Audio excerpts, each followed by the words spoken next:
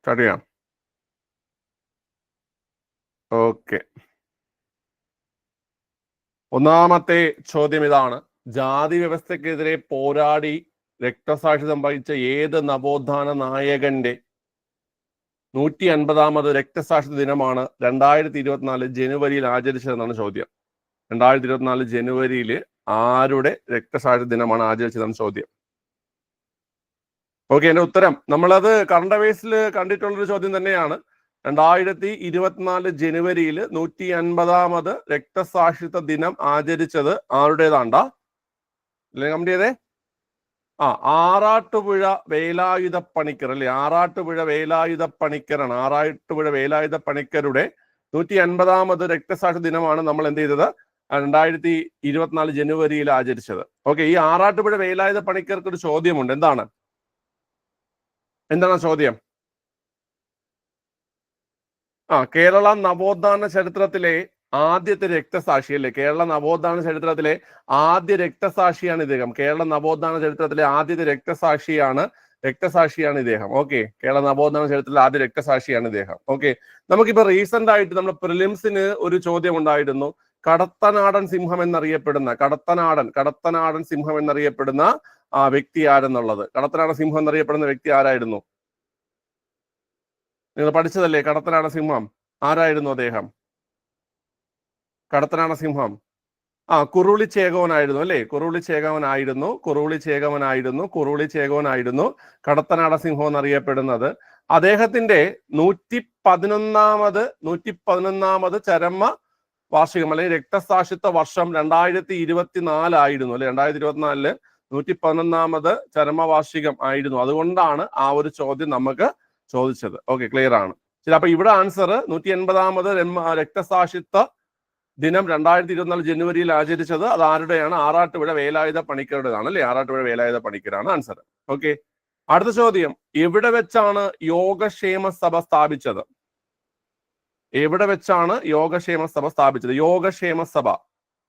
യോഗക്ഷേമ സഭ സ്ഥാപിച്ചത് പിള്ളേരെ ആലുവയാണ്. ഓപ്ഷൻ എ, ആലുവയിലാണ് യോഗക്ഷേമ സഭ സ്ഥാപിച്ചത്. ഓക്കെ, ഏത് വർഷമാണ് യോഗക്ഷേമ സഭ സ്ഥാപിച്ചത്? യോഗക്ഷേമ സഭ സ്ഥാപിച്ചത് 1909ലാണ്. 1908ലാണ് യോഗക്ഷേമ സഭ സ്ഥാപിച്ചത്. 1908ലാണ്. ഓക്കെ, യോഗക്ഷേമ സഭയുടെ പ്രധാന പ്രവർത്തകനായിരുന്നു വി ടി ഭട്ടതിരിപ്പാട് അല്ലെ? V T Bhattathiripad. ഈ വി ടി ഭട്ടതിരിപ്പാട് ജനിച്ച സ്ഥലം ഏതെന്ന് നമുക്ക് ഇപ്പൊ പ്രിലിംസിന് ചോദിച്ചിട്ടുണ്ടായിരുന്നു. വി ടി ഭട്ടതിരിപ്പാട് ജനിച്ച സ്ഥലം ഈ ഓപ്ഷനിലുണ്ടോ? സ്ഥലം വി ടി ഭട്ടതിരിപ്പാട് ജനിച്ച സ്ഥലം ഈ ഓപ്ഷനിലുണ്ടോ? ഏത് വർഷം അദ്ദേഹം ജനിച്ചേ? വി ടി ഭട്ടതിരിപ്പാട് ജനിച്ച വർഷം ഏതാ? 1896ലാണ് അല്ലെ? 1896ലാണ് വി ടി ഭട്ടതിരിപ്പാട് ജനിച്ചത്. അദ്ദേഹം ജനിച്ച സ്ഥലം പൊന്നാനിയാണ്. പൊന്നാനിയിലാണ് അദ്ദേഹം ജനിച്ചത്. പൊന്നാനി. വി ടി ഭട്ടതിരിപ്പാട് പൊന്നാനിയിലാണ് ജനിച്ചത്. പൊന്നാനി. ഓക്കെ, ക്ലിയർ ആണല്ലോ. ശരി, അടുത്ത ചോദ്യം. ചട്ടമ്പി സ്വാമികളുടെ ഏറ്റവും വലിയ കൃതി ഏതാണ് ചോദ്യം? ചട്ടമ്പി സ്വാമികളുടെ ഏറ്റവും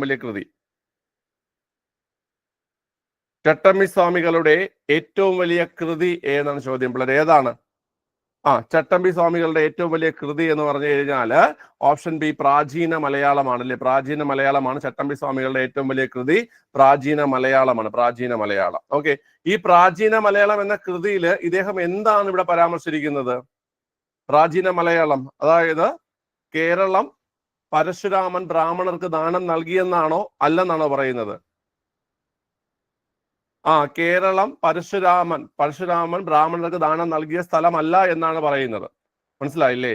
ഓക്കെ, ഇനി ഇദ്ദേഹത്തിന്റെ ആദ്യ ഭാഷയിൽ പറയുന്നത് ഏത് ഭാഷയെ കുറിച്ചാണ്? ആദ്യ ഭാഷയിൽ പറയുന്നത് നമ്മുടെ മനുഷ്യകുലത്തിന്റെ ആദ്യ ഭാഷ തമിഴ് എന്നാണ് പറയുന്നത്. അപ്പൊ നമുക്കറിയാം ആദിഭാഷ എന്ന കൃതി എഴുതിയതും ചട്ടമ്പി സ്വാമികളാണ്. ആദിഭാഷ എന്ന കൃതി എഴുതിയതും ചട്ടമ്പി സ്വാമികളാണ്. ആ കൃതിയിൽ പറയുന്നത് നമ്മുടെ മനുഷ്യകുലത്തിന്റെ ആദ്യത്തെ ഭാഷ തമിഴ് എന്നാണ് അദ്ദേഹം പറയുന്നത്. മനുഷ്യകുലത്തിന്റെ ആദ്യത്തെ ഭാഷ തമിഴ് എന്നാണ് പറയുന്നത്. മനസ്സിലായോ? ഓക്കെ, അപ്പൊ പ്രാചീന മലയാളം എന്ന കൃതിയിൽ അദ്ദേഹം പറയുന്നുള്ളത് ഈ കേരളം എന്നത് പരശുരാമൻ ബ്രാഹ്മണർക്ക് ദാനം നൽകിയ സ്ഥലമല്ല എന്നാണ് പറയുന്നത്. അതുപോലെ ഇദ്ദേഹത്തിന്റെ ആദിഭാഷ എന്ന കൃതിയിൽ മനുഷ്യകുലത്തിന്റെ ആദ്യത്തെ ഭാഷ തമിഴ് എന്നാണ് പറയുന്നത്. ഓക്കെ, തീ പോലുള്ള വാക്കുകൾ കത്തിപ്പോകാത്തത് ഭാഗ്യം എന്ന് വിവേകാനന്ദൻ പറഞ്ഞത് ഏതിനെ കുറിച്ചാണ്? അത് വേദാധികാര നിരൂപണത്തെ കുറിച്ചാണ് അല്ലേ. തീ പോലുള്ള വാക്കുകൾ കത്തിപ്പോകാത്തത് ഭാഗ്യമെന്ന് വിവേകാനന്ദൻ പറഞ്ഞത് വേദാധികാര നിരൂപണത്തെ കുറിച്ചാണ് പറഞ്ഞത്. ഓക്കെ ആണല്ലോ. അപ്പൊ ഏറ്റവും വലിയ കൃതി പ്രാചീന മലയാളമാണ് ഏറ്റവും വലിയ കൃതി എന്ന് പറയുന്നത്. ഓക്കെ, ആ പ്രാചീന മലയാളം എന്ന കൃതിയിൽ അദ്ദേഹം പറയുന്നത് കേരളം എന്നത് ബ്രാഹ്മണർക്ക് പരശുരാമൻ ദാനം നൽകിയതല്ല. അതുപോലെ തന്നെ ആദിഭാഷ എന്ന കൃതിയിൽ അദ്ദേഹം പറയുന്നത് മനുഷ്യകുലത്തിന്റെ ആദ്യഭാഷ തമിഴ് എന്ന് പറയുന്നു. ഇനി വിവേകാനന്ദൻ തീ പോലുള്ള വാക്കുകൾ കത്തിപ്പോകാത്തത് ഭാഗ്യം എന്ന് വിശേഷിപ്പിച്ചത് ഈ പറയുന്ന വേദാധികാര നിരൂപണത്തെയാണ് കേട്ടോ. വേദാധികാര നിരൂപണത്തെയാണ് വിശേഷിപ്പിച്ചത്. ഓക്കെ, ക്ലിയർ അല്ലേ? ഈ ചട്ടമ്പി സ്വാമികൾ ഏത് സമുദായത്തിന് വേണ്ടിയിട്ടാണ് അദ്ദേഹം പ്രവർത്തനം നടത്തിയത്? അതും പ്രീവിയസ് ചോദ്യമാണ്. ചട്ടമ്പി സ്വാമി എന്ന് കേട്ടിട്ടുണ്ടെങ്കിൽ നിങ്ങൾ ബ്രാഹ്മണർ എന്ന് വിചാരിക്കരുത്. ചട്ടമ്പി സ്വാമി നായർ സമുദായത്തിന് വേണ്ടിയിട്ടാണ്. നായർ സമുദായത്തിലാണ് അദ്ദേഹം നവോത്ഥാന പ്രവർത്തനങ്ങൾ നടത്തിയത് കേട്ടോ. നായർ സമുദായത്തിലാണ് അദ്ദേഹം നവോത്ഥാന പ്രവർത്തനങ്ങൾ നടത്തിയത്. ഓക്കെ, അടുത്ത ചോദ്യം ചെയ്തേ. തെറ്റായ പ്രസ്താവന ഏത്? തെറ്റായ പ്രസ്താവന നമുക്ക് ഓരോ പ്രസ്താവന നോക്കാം. ഏറ്റവും കൂടുതൽ പ്രാവശ്യം സംസ്ഥാനങ്ങളിൽ പ്രസിഡന്റ് ഭരണം ഏർപ്പെടുത്തിയത് ഇന്ദിരാഗാന്ധിയുടെ ഭരണകാലത്താണ്.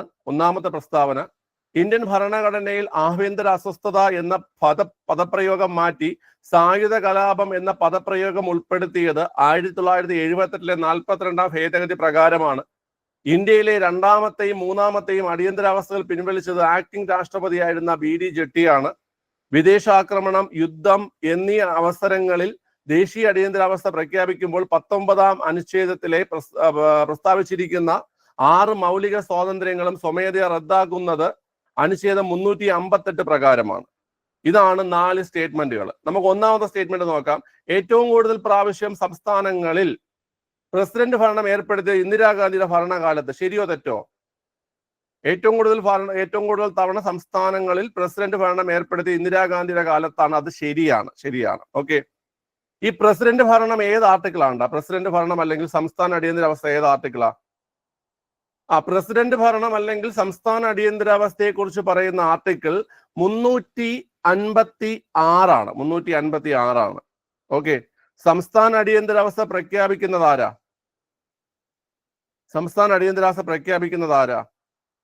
രാഷ്ട്രപതിയാണ്. സംസ്ഥാന അടിയന്തരാവസ്ഥ പിൻവലിക്കുന്നത് ആരാ? സംസ്ഥാന അടിയന്തരാവസ്ഥ പിൻവലിക്കുന്നത് രാഷ്ട്രപതിയാണ്. 3 അടിയന്തരാവസ്ഥകൾ, അതായത് 352 പറയുന്ന ദേശീയ അടിയന്തരാവസ്ഥ, 356 പറയുന്ന സംസ്ഥാന അടിയന്തരാവസ്ഥ, 360 പറയുന്ന സാമ്പത്തിക അടിയന്തരാവസ്ഥ. ഈ 3 അടിയന്തരാവസ്ഥകളും പ്രഖ്യാപിക്കുന്നതും പിൻവലിക്കുന്നതും രാഷ്ട്രപതി തന്നെയാണ് കേട്ടോ. ഈ 3 അടിയന്തരാവസ്ഥകളും പ്രഖ്യാപിക്കുന്നതും പിൻവലിക്കുന്നതും ആര് തന്നെയാണ്? രാഷ്ട്രപതി തന്നെയാണ്. എന്നാൽ ഞാൻ ചോദിക്കട്ടെ, സംസ്ഥാന അടിയന്തരാവസ്ഥ നിലവിലുള്ള സംസ്ഥാനങ്ങളിൽ ഭരണം നടത്തുന്നത് ആരാണ്? ആർട്ടിക്കിൾ 356 പ്രകാരമുള്ള സംസ്ഥാന അടിയന്തരാവസ്ഥ നിലവിലുള്ള സംസ്ഥാനങ്ങളിൽ ഭരണം നടത്തുന്നത് ഗവർണറാണ് ഭരണം നടത്തുന്നത്.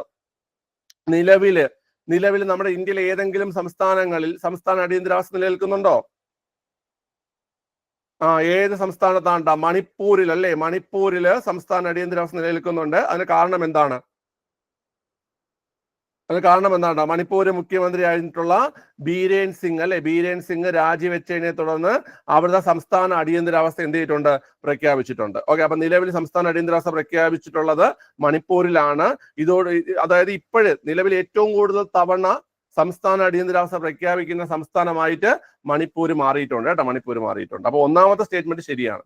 രണ്ടാം സ്റ്റേറ്റ്മെന്റ് നോക്കാം. ഇന്ത്യൻ ഭരണഘടനയിൽ ആഭ്യന്തര അസ്വസ്ഥത എന്ന പദപ്രയോഗം മാറ്റി സായുധ കലാപം എന്ന പദപ്രയോഗം ഉൾപ്പെടുത്തിയത് 1978 42ാം ഭേദഗതി പ്രകാരമാണ്. അതായത് ഇതുവരെ ഈ സ്റ്റേറ്റ്മെന്റ് ശരിയാണ്. 1978 അത് മാറ്റുന്നത്. പക്ഷെ 42ാം ഭേദഗതിയല്ല, 44ാം ഭേദഗതിയിലാണ്.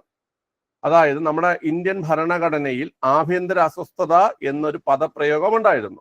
അത് മാറ്റിയിട്ട് സായുധ വിപ്ലവം എന്നൊരു അല്ലെങ്കിൽ സായുധ കലാപം എന്നൊരു അല്ലെങ്കിൽ പദപ്രയോഗം ഉൾപ്പെടുത്തിയത് 78 44 ഭേദഗതിയിലാണ്. അപ്പൊ രണ്ടാമത്തെ സ്റ്റേറ്റ്മെന്റ് തെറ്റാണ്.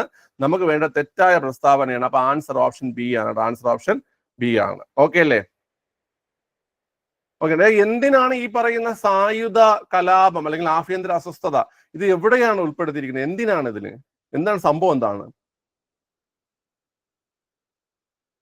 പിള്ളേരെ, അതായത് ആർട്ടിക്കിൾ 352 പ്രകാരം ദേശീയ അടിയന്തരാവസ്ഥ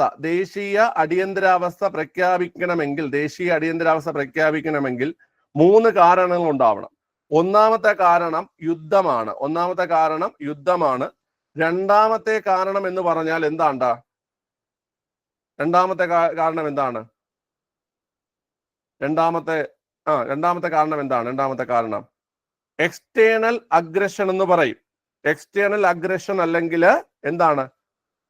പുറത്തു നിന്നുള്ള കടന്നുകയറ്റം അല്ലെ? എക്സ്റ്റേണൽ അഗ്രഷൻ അല്ലെങ്കിൽ പുറത്തു നിന്നുള്ള കടന്നുകയറ്റം. എക്സ്റ്റേണൽ അഗ്രഷൻ അല്ലെങ്കിൽ പുറത്തു നിന്നുള്ള കടന്നുകയറ്റമാണ് രണ്ടാമത്തെ റീസൺ. മൂന്നാമത്തെ റീസൺ എന്താണ്? മൂന്നാമത്തെ റീസൺ സായുധ വിപ്ലവമാണ്. മൂന്നാമത്തെ റീസൺ സായുധ വിപ്ലവമാണ്. എന്നാല് 1978 44 ഭേദഗതിക്ക് മുമ്പ് ഈ സായുധ വിപ്ലവത്തിന് ഇതിന് മുമ്പ് ഉണ്ടായിരുന്നത് എന്താണ്? ആഭ്യന്തര അസ്വസ്ഥത എന്നൊരു വാക്കായിരുന്നു. അതായത് ഇന്റേണൽ ഡിസ്റ്റർബൻസ് എന്നൊരു വാക്കായിരുന്നു. 1978 44 ഭേദഗതിക്ക് മുമ്പായിട്ട് ആഭ്യന്തര അസ്വസ്ഥത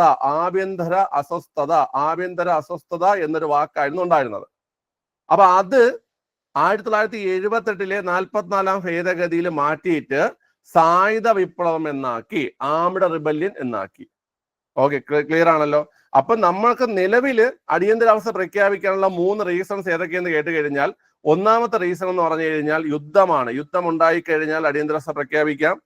രണ്ടാമത്തെ റീസൺ പുറത്തു നിന്നുള്ള കടന്നുകയറ്റം അല്ലെങ്കിൽ എക്സ്റ്റേണൽ അഗ്രഷൻ. മൂന്നാമത്തത് സായുധ വിപ്ലവം അല്ലെങ്കിൽ ആംഡ് റിബല്യൻ ആണ്. ഓക്കെ, മനസ്സിലാക്കുക. 1978 44 ഭേദഗതിക്ക് മുമ്പ് വരെ സായുധ വിപ്ലവം എന്നതിന് പകരം ആഭ്യന്തര അസ്വസ്ഥത എന്നായിരുന്നു ഉണ്ടായിരുന്നത്. ഇന്റേണൽ ഡിസ്റ്റർബൻസ് എന്നായിരുന്നു ഉണ്ടായിരുന്നത്. ഓക്കെ അല്ലേ? ഓക്കെ ആണ്. ശരി. അപ്പൊ അത് മാറ്റിയത് 44 ഭേദഗതിയിലാണ് കേട്ടോ. 44 ഭേദഗതിയിലാണ്. ഓക്കെ, ക്ലിയർ ആണ്. ഇനി അടുത്ത മൂന്നാമത്തെ സ്റ്റേറ്റ്മെന്റ് നമുക്ക് നോക്കാം. മൂന്നാമത്തെ സ്റ്റേറ്റ്മെന്റ് എന്താ പറയുന്നത്? ഇന്ത്യയിലെ രണ്ടാമത്തെയും മൂന്നാമത്തെയും അടിയന്തരാവസ്ഥകൾ പിൻവലിച്ചത് ആക്ടിംഗ് രാഷ്ട്രപതിയായിരുന്ന BD ജെട്ടിയാണ്. അത് കറക്റ്റ് ആണ്. ഓക്കെ, ഡീറ്റെയിൽ തന്നെ പിന്നെ പറഞ്ഞുതരാം. ഓക്കെ, അതും ശരിയായിട്ടുള്ള പ്രസ്താവനയാണ്. വിദേശാക്രമണം, യുദ്ധം എന്നീ അവസരങ്ങളിൽ ദേശീയ അടിയന്തരാവസ്ഥ പ്രഖ്യാപിക്കുമ്പോൾ 19ാം അനുച്ഛേദത്തിൽ പ്രസ്താവിച്ചിരിക്കുന്ന 6 മൗലിക സ്വാതന്ത്ര്യങ്ങളും സ്വമേധയാ റദ്ദാകുന്നത് അനുച്ഛേദം 358 പ്രകാരമാണ്. ഇതൊക്കെ നമ്മൾ പഠിച്ചിട്ടുണ്ട്. അതായത് ഈ പറയുന്ന 2 റീസൺ കൊണ്ടാണ് നമുക്ക് അടിയന്തരാവസ്ഥ പ്രഖ്യാപിക്കുന്നതെങ്കിൽ നമുക്ക് ആർട്ടിക്കിൾ 358 പ്രകാരമുള്ള 6 മൗലിക സ്വാതന്ത്ര്യങ്ങൾ നമുക്ക് നഷ്ടപ്പെടും. 6 മൗലിക സ്വാതന്ത്ര്യങ്ങൾ നമുക്ക് നഷ്ടപ്പെടും. മനസ്സിലാവുന്നുണ്ടോ നിങ്ങൾക്ക്? കുറച്ച് ഒന്ന് അഡ്വാൻസ് ആയിട്ടുള്ള കാര്യങ്ങളാണ് പറയുന്നത്. ക്ലിയർ അല്ലേ? ഓക്കെ, ഞാനേ ഇതിന്റെ PDF ഞാൻ ഇത് കഴിഞ്ഞ ഷെയർ ചെയ്യും. നിങ്ങൾ ആ PDF നോക്കി ഒന്നുകൂടെ റിവിഷൻ ചെയ്തോണം കേട്ടോ. ക്ലിയർ അല്ലേ? എന്തൊക്കെയാണ് പഠിച്ചത് നോട്ടും കൂടെ ഷെയർ ചെയ്യാം. അത് നോക്കിയിട്ട് നിങ്ങൾ ഒന്ന് നിങ്ങൾ പഠിച്ചോണം. എന്തൊക്കെയാണ് നമ്മൾ പഠിച്ചത്, എന്തൊക്കെയാണ് നമ്മൾ റിവിഷൻ ചെയ്യുന്നുള്ള കാര്യം കേട്ടോ. ഓക്കെ അല്ലേ? ശരി. ആ ക്വസ്റ്റ്യൻ ഇത്തിരി പാടുള്ള ക്വസ്റ്റ്യൻ ആണ്. നമ്മളത് അത്രയും കാര്യങ്ങൾ പറഞ്ഞത് കേട്ടോ. അടുത്ത ക്വസ്റ്റ്യനിലേക്ക് പോവാം. ഇന്ത്യൻ ഭരണഘടനയുടെ നൂതന സവിശേഷതയായി നിർദ്ദേശക തത്വങ്ങളെ വിശേഷിപ്പിച്ചത് ആരാണ്? ഇന്ത്യൻ ഭരണഘടനയുടെ നൂതന സവിശേഷതകളായി ഇന്ത്യൻ നിർദ്ദേശക തത്വങ്ങളെ വിശേഷിപ്പിച്ചാണെന്നാണ് ചോദ്യം.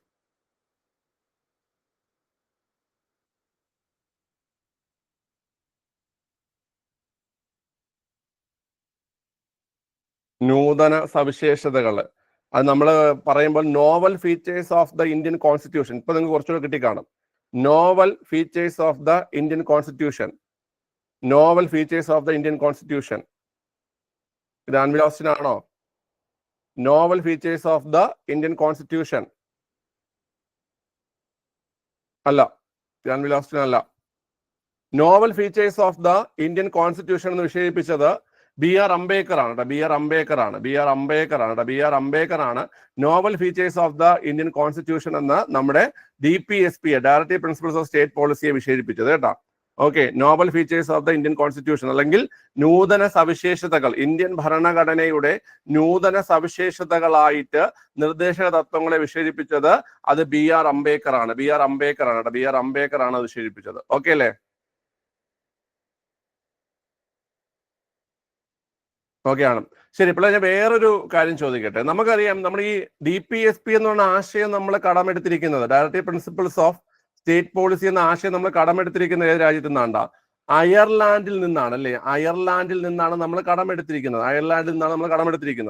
എന്നാൽ ഞാൻ ചോദിക്കട്ടെ, 1935 ഗവൺമെന്റ് ഓഫ് ഇന്ത്യ ആക്ട് നമ്മളത് പഠിക്കുന്ന കാര്യമാണ്. ഇന്ത്യൻ കോൺസ്റ്റിറ്റ്യൂഷന്റെ ബ്ലൂ പ്രിന്റ് എന്നറിയപ്പെടുന്നത് 1935 ഗവൺമെന്റ് ഓഫ് ഇന്ത്യ ആക്ട് ആണ്. ഈ 1935 ഗവൺമെന്റ് ഓഫ് ഇന്ത്യ ആക്ടിലെ എന്തെങ്കിലുമായിട്ട് ഈ പറയുന്ന നിർദ്ദേശക തത്വങ്ങൾക്ക് ബന്ധമുണ്ടോ? 1935 ഗവൺമെന്റ് ഓഫ് ഇന്ത്യ ആക്ടുമായിട്ട് ഏതെങ്കിലും രീതിയിൽ ബന്ധമുണ്ടോ? ഏതെങ്കിലും? പിള്ളേർ അത് പഠിച്ചോണം. 1935 ഗവൺമെന്റ് ഓഫ് ഇന്ത്യ ആക്ടിലെ പിള്ളേരെ ഇൻസ്ട്രുമെന്റ്സ് ഓഫ് ഇൻസ്ട്രക്ഷൻ എന്താണ്? Instruments of instruction 1935 instruments of ഇൻസ്ട്രക്ഷനുമായി ബന്ധപ്പെട്ടിരിക്കുന്നത് ഏതെന്ന് കേട്ട് കഴിഞ്ഞാൽ നിർദ്ദേശക തത്വങ്ങളാണ് കേട്ടോ. 1935 ഗവൺമെന്റ് ഓഫ് ഇന്ത്യ ആക്ടിലെ ഇൻസ്ട്രുമെന്റ്സ് ഓഫ് ഇൻസ്ട്രക്ഷനുമായി ബന്ധപ്പെട്ടിരിക്കുന്നത് 1935 ഗവൺമെന്റ് ഓഫ് ഇന്ത്യ ആക്ടിലെ ഇൻസ്ട്രുമെന്റ്സ് ഓഫ് ഇൻസ്ട്രക്ഷനുമായി ബന്ധപ്പെട്ടിരിക്കുന്നത് ഈ പറയുന്ന DPSP അല്ലെങ്കിൽ ഡയറക്റ്റീവ് പ്രിൻസിപ്പിൾസ് ഓഫ് സ്റ്റേറ്റ് പോളിസിയാണ്. ഓക്കെ, ആ ഒരു പോയിന്റ് പഠിച്ചിരിക്കുക. നമ്മൾ ഈ DPSP ആയിട്ട് ബന്ധപ്പെട്ടുള്ള ഒരുപാട് പോയിന്റ് നമ്മൾ പഠിച്ചിട്ടുണ്ട്. DPSP നമ്മൾ കടമെടുത്തിരിക്കുന്നത് അയർലൻഡിൽ നിന്നാണ്. എന്നാൽ 1935 ഗവൺമെന്റ് ഓഫ് ഇന്ത്യ ആക്ടിൽ DPSPയുമായി ബന്ധപ്പെട്ടിരിക്കുന്നത് എന്താണെന്ന് കേട്ട് കഴിഞ്ഞാൽ ഇൻസ്ട്രുമെന്റ്സ് ഓഫ് ഇൻസ്ട്രക്ഷൻസ് ആണ്. മനസ്സിലായി? ഓക്കെ, ക്ലിയർ ആണല്ലോ? ക്ലിയർ ആണ്. ഞാൻ വേറെ കാര്യം ചോദിക്കട്ടെ. ഈ പറയുന്ന മൗലിക അവകാശങ്ങളിൽ ഉൾപ്പെടാത്ത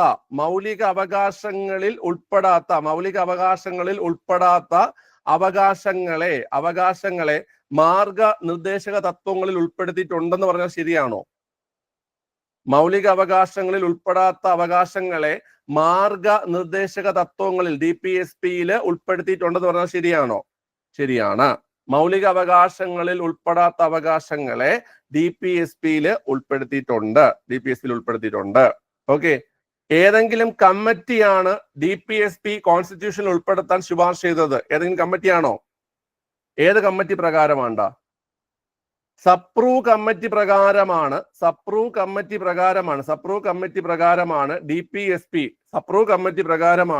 DPSP ഇന്ത്യൻ കോൺസ്റ്റിറ്റ്യൂഷനിൽ ഉൾപ്പെടുത്തിയിരിക്കുന്നത്. ഓക്കെ, സപ്രൂവ് കമ്മിറ്റി പ്രകാരമാണ് DPSP ഇന്ത്യൻ കോൺസ്റ്റിറ്റ്യൂഷനിൽ ഉൾപ്പെടുത്തിയിരിക്കുന്നത്. ഓക്കെ, അപ്പൊ ഈ പറഞ്ഞെല്ലാം മനസ്സിലായല്ലോ? അപ്പൊ മറക്കണ്ട, ഇന്ത്യൻ കോൺസ്റ്റിറ്റ്യൂഷന്റെ ബ്ലൂ പ്രിന്റ് എന്നറിയപ്പെടുന്നത് 1935 ഗവൺമെന്റ് ഓഫ് ഇന്ത്യ ആക്ട് ആണ്. ഇന്ത്യൻ കോൺസ്റ്റിറ്റ്യൂഷൻ ഏറ്റവും കൂടുതൽ കടപ്പെട്ടിരിക്കുന്നത് ഏതുമായി എന്ന് ബന്ധപ്പെട്ട് ചോദിക്കുകയാണെങ്കിൽ ഇന്ത്യൻ കോൺസ്റ്റിറ്റ്യൂഷൻ ഏറ്റവും കൂടുതൽ കടപ്പെട്ടിരിക്കുന്നത് എന്തുമായി അല്ലെങ്കിൽ ഏത് നിയമവുമായി ബന്ധപ്പെട്ടിരിക്കുന്നു എന്ന് കേട്ട് കഴിഞ്ഞാൽ അത് 1935 ഗവൺമെന്റ് ഓഫ് ഇന്ത്യ ആക്ടുമായിട്ടാണ് ഇന്ത്യൻ കോൺസ്റ്റിറ്റ്യൂഷൻ ഏറ്റവും കൂടുതൽ കടപ്പെട്ടിരിക്കുന്നത്. ഏറ്റവും കൂടുതൽ ആശയങ്ങൾ നമ്മൾ ഇന്ത്യൻ കോൺസ്റ്റിറ്റ്യൂഷനിൽ ഉൾപ്പെടുത്തിയിരിക്കുന്നത് 1935 ഗവൺമെന്റ് ഓഫ് ഇന്ത്യ ആക്ടിൽ നിന്നാണ്. അതിൽ DPSPയുമായി ബന്ധപ്പെട്ട് വരുന്നതാണ് ഇൻസ്ട്രുമെന്റ്സ് ഓഫ് ഇൻസ്ട്രക്ഷൻ. എന്താണ് വളരെ ഇൻസ്ട്രുമെന്റ്സ് ഓഫ് ഇൻസ്ട്രക്ഷൻ? ഓക്കെ അല്ലേ? ഓക്കെയാണ്. അടുത്ത്, ഭരണഘടനയിലെ ജുവൽ സെറ്റ് എന്ന് ആമുഖത്തെ വിശേഷിപ്പിച്ചത് ആരാണ്? ഭരണഘടനയിലെ ജുവൽ സെറ്റ് എന്ന് ആമുഖത്തെ വിശേഷിപ്പിച്ചത് ആരാണ്?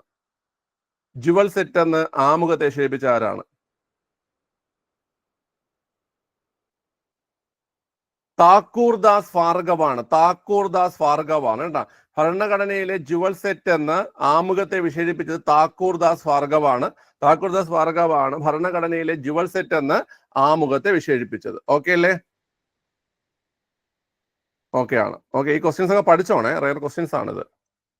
അടുത്ത ചോദ്യം, ഭരണഘടനയിൽ പരാമർശിച്ചിട്ടില്ലാത്ത കേന്ദ്ര മന്ത്രിസഭയിലെ ഉന്നത സ്ഥാനം ഏതാണ്? ഭരണഘടനയിൽ പരാമർശിച്ചിട്ടില്ലാത്ത കേന്ദ്ര മന്ത്രിസഭയിലെ ഉന്നത സ്ഥാനം ഏതെന്നാണ് ചോദ്യം. പിള്ളേരെ, അത് ഉപപ്രധാനമന്ത്രിയാണ് അല്ലെ? ഉപപ്രധാനമന്ത്രിയാണ് ഭരണഘടനയിൽ പരാമർശിച്ചിട്ടില്ലാത്ത കേന്ദ്ര മന്ത്രിസഭയിലെ ഉന്നത സ്ഥാനം എന്ന് പറഞ്ഞാൽ ഉപപ്രധാനമന്ത്രിയാണ്. നമുക്കിപ്പോ ഉപപ്രധാനമന്ത്രി ഉണ്ടോ നമ്മുടെ ഇന്ത്യക്ക്? ഇല്ല. ഇന്ത്യയിൽ ആദ്യത്തെ ഉപപ്രധാനമന്ത്രി ആരാ? ഇന്ത്യയിൽ ആദ്യത്തെ ഉപപ്രധാനമന്ത്രി ആരാണ്ടാ? ഇന്ത്യയിൽ ആദ്യത്തെ ഉപപ്രധാനമന്ത്രി സർദാർ വല്ലഭായ് പട്ടേലാണ്. സർദാർ വല്ലഭായ് പട്ടേലാണ് ഇന്ത്യയിൽ ആദ്യത്തെ ഉപപ്രധാനമന്ത്രി. ഇന്ത്യയിൽ അവസാനത്തെ ഉപപ്രധാനമന്ത്രി ആരാണ്? ഇന്ത്യയിൽ അവസാനത്തെ ഉപപ്രധാനമന്ത്രി LK അദ്വാനിയാണ്. LK അദ്വാനിയാണ് അവസാനത്തെ ഉപപ്രധാനമന്ത്രി. ആദ്യത്തെ ഉപപ്രധാനമന്ത്രി സർദാർ വല്ലഭായ് പട്ടേലും അവസാനത്തെ ഉപപ്രധാനമന്ത്രി LK അദ്വാനിയുമാണ്. LK അദ്വാനിയുമാണ്. ഓക്കെ, ക്ലിയർ ആണല്ലോ? അപ്പൊ അത് ഓർത്തിരിക്കുക. LK അദ്വാനി നമ്മുടെ വാജ്പേയി ഗവൺമെന്റിൽ അല്ലെങ്കിൽ വാജ്പേയി പ്രധാനമന്ത്രി ആയിരുന്ന സമയത്ത് അദ്ദേഹം ഉപപ്രധാനമന്ത്രി ആയിരുന്നു. ഓക്കെ, നമുക്കറിയാം ഇന്ത്യൻ കോൺസ്റ്റിറ്റ്യൂഷൻ ആർട്ടിക്കിൾ 74 പറയുന്നുണ്ട്, രാഷ്ട്രപതിയെ സഹായിക്കുന്നതിനും രാഷ്ട്രപതി ഭരണകാര്യങ്ങൾ, നിർദ്ദേശങ്ങൾ, ഉപദേശങ്ങൾ നൽകുന്നതിനുമായിട്ട് പ്രധാനമന്ത്രി തലവനായിട്ടുള്ള ഒരു മന്ത്രിസഭ ഉണ്ടായിരിക്കണം.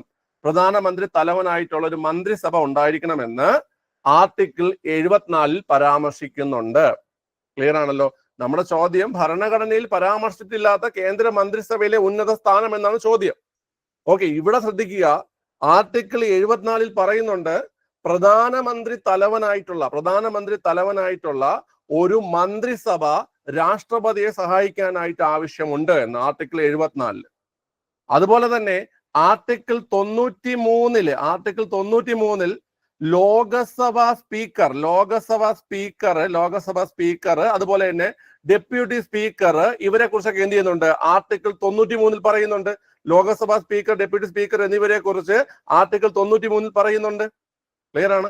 അതുപോലെ തന്നെ ആർട്ടിക്കിൾ 178 നിയമസഭാ സ്പീക്കർ അതുപോലെ തന്നെ ഡെപ്യൂട്ടി സ്പീക്കർ എന്നിവരെ കുറിച്ച് പറയുന്നുണ്ട്. മനസ്സിലായ? നമ്മളിവിടെ സ്പീക്കർ എന്നല്ലേ ഓപ്ഷനിലുള്ളൂ. സ്പീക്കർ എന്ന് പറഞ്ഞു കഴിഞ്ഞാൽ നമുക്കറിയാം സ്പീക്കർ എവിടെയൊക്കെയാണ് അധ്യക്ഷനായിട്ട് വരുന്നത്. സ്പീക്കർ എവിടെയൊക്കെ അധ്യക്ഷനായിട്ട് വരും? ലോകസഭയുടെ അധ്യക്ഷൻ സ്പീക്കറാണ് അല്ലേ? അതുപോലെ നിയമസഭയുടെ അധ്യക്ഷനും സ്പീക്കറാണ്. ലോകസഭയുടെ അധ്യക്ഷനും നിയമസഭയുടെ അധ്യക്ഷനും സ്പീക്കറാണ്. ആർട്ടിക്കിൾ 93 എന്ത് പറയുന്നത്? ലോകസഭാ സ്പീക്കറെ കുറിച്ചും ഡെപ്യൂട്ടി സ്പീക്കറെ കുറിച്ചും പറയുന്നത് ആർട്ടിക്കിൾ 93. ആർട്ടിക്കിൾ 178 നിയമസഭാ സ്പീക്കറെ കുറിച്ചും ഡെപ്യൂട്ടി സ്പീക്കറെ കുറിച്ചും 178 പറയുന്നത്. അപ്പൊ ആർട്ടിക്കിൾ 74 പ്രധാനമന്ത്രി തലവനായിട്ടുള്ള ഒരു മന്ത്രിസഭ രാഷ്ട്രപതിയെ സഹായിക്കാനായിട്ട് ആവശ്യമുണ്ട്, അല്ലെങ്കിൽ ഉണ്ടാവണം, നമ്മുടെ രാജ്യത്ത് ഉണ്ടാവണം എന്ന് പറയുന്നത് ആർട്ടിക്കിൾ 74. ഓക്കെ അല്ലേ? മനസ്സിലായില്ലേ? മനസ്സിലായി. ഓക്കെ പിള്ളേരെ, എന്ന് ഞാൻ ചോദിക്കട്ടെ, നമുക്കിപ്പോ റീസെന്റ് ആയിട്ട് ചോദിച്ചതാണ് ആർട്ടിക്കിൾ 97. ആർട്ടിക്കിൾ 97 എന്താണ്? ആർട്ടിക്കിൾ 97 എന്താണ്?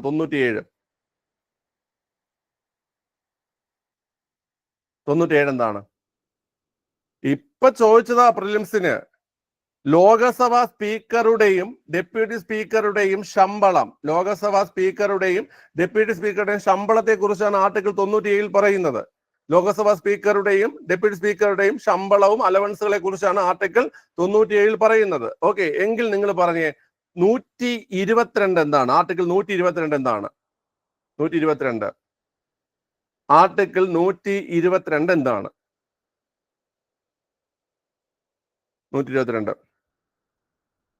123 ഓർഡിനൻസ്. 123 രാഷ്ട്രപതി ഓർഡിനൻസ്. ഞാൻ ചോദിച്ചത് 122 എന്താണ് ചോദിച്ചത്.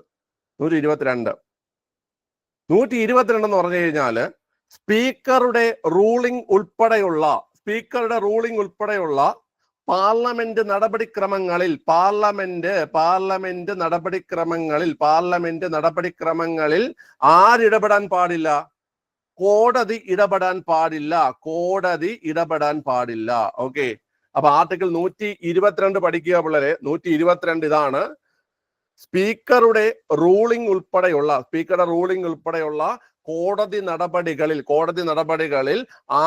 പാർലമെന്റ് നടപടികളിൽ ആരിടപെടാൻ പാടില്ല? കോടതി, രാജ്യത്തെ ഒരു കോടതിയും പാർലമെന്റ് നടപടിക്രമങ്ങളിൽ ഇടപെടാൻ പാടില്ല എന്ന് പറയുന്ന ആർട്ടിക്കിൾ ആണ് 122 എന്ന ആർട്ടിക്കിൾ. 122 എന്ന ആർട്ടിക്കിൾ. ഓക്കെ അല്ലേ?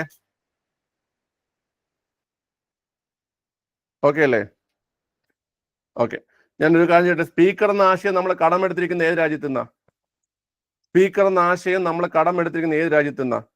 സ്പീക്കർ എന്ന ആശയം നമ്മൾ കടമെടുത്തിരിക്കുന്നത് ബ്രിട്ടനിൽ നിന്നാണ്. സ്പീക്കർ എന്ന ആശയം നമ്മൾ കടമെടുത്തിരിക്കുന്നത് ബ്രിട്ടനിൽ നിന്നാണ്. ബ്രിട്ടനിൽ നിന്നാണ് സ്പീക്കർ എന്ന ആശയം നമ്മൾ കടമെടുത്തിരിക്കുന്നത്. സ്പീക്കർ ഒരു ഭരണഘടനാ പദവിയാണ്. സ്പീക്കറെ ലോകസഭാ അംഗങ്ങളും സംസ്ഥാന നിയമസഭാ അംഗങ്ങളും ചേർന്നിട്ടാണ് തിരഞ്ഞെടുക്കുന്നത്.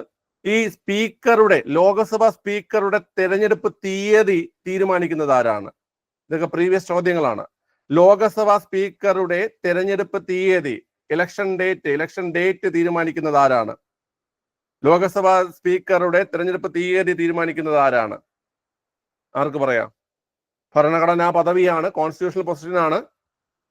അപ്പൊ ആരായിരിക്കും തീരുമാനിക്കുന്നത്? പ്രസിഡന്റ് ആണ് കേട്ടോ, പ്രസിഡന്റ്. ഓക്കെ. അപ്പൊ ലോകസഭാ ഇലക്ഷൻ കഴിഞ്ഞതിന് ശേഷം ലോകസഭാ അംഗങ്ങൾ ചേർന്നിട്ടാണ് ലോകസഭാ സ്പീക്കറെ തിരഞ്ഞെടുക്കുന്നത്. ആ തെരഞ്ഞെടുപ്പിനൊരു തീയതിയുണ്ട്.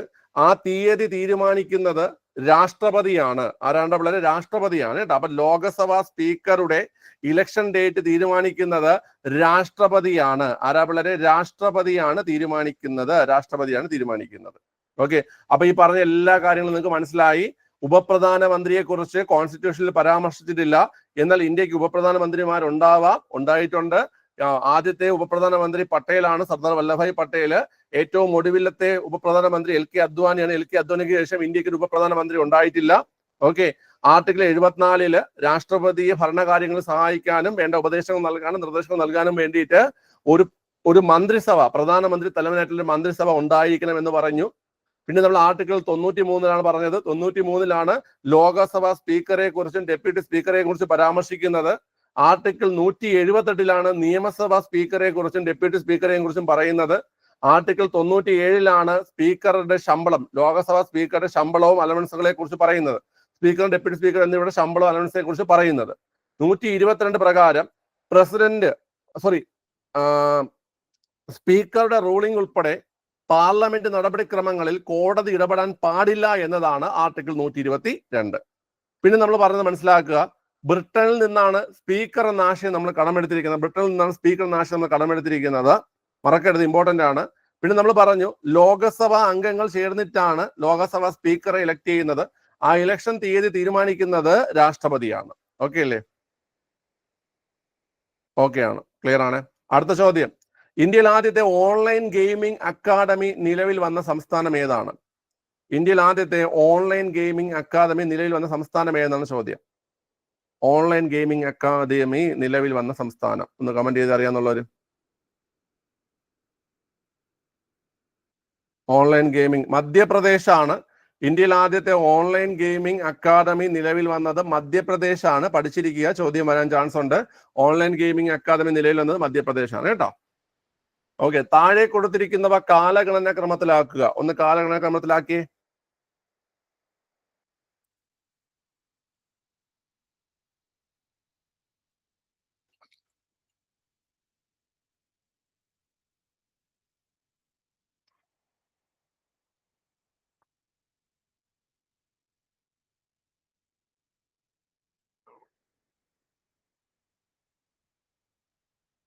കാലഗണന ക്രമത്തിലാക്കി കിട്ടിയിട്ടില്ല ഇതുവരെ.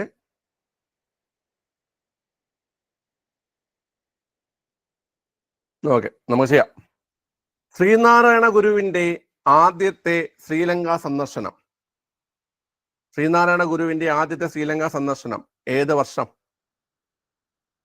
അറിയോ? ശ്രീനാരായണ ഗുരു ആദ്യമായിട്ട് ശ്രീലങ്ക സന്ദർശിച്ചത് പിള്ളേരെ 1918 കേട്ടോ. 1918 ആദ്യമായിട്ട് ശ്രീലങ്ക സന്ദർശിച്ചത്.